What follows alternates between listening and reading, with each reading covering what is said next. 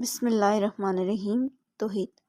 آپ میں سے ہر شخص کی عقل اس بات کی گواہی دے گی کہ دنیا میں کوئی کام خواہ بڑا ہو یا چھوٹا کبھی باقاعدگی سے نہیں چل سکتا جب تک کہ کوئی ایک شخص اس کا ذمہ دار نہ ہو۔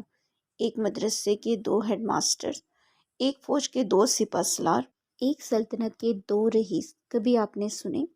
اور کبھی ایسا ہو تو کیا آپ سمجھتے ہیں کہ ایک دن کے لیے بھی انتظام ٹھیک ہو سکتا ہے؟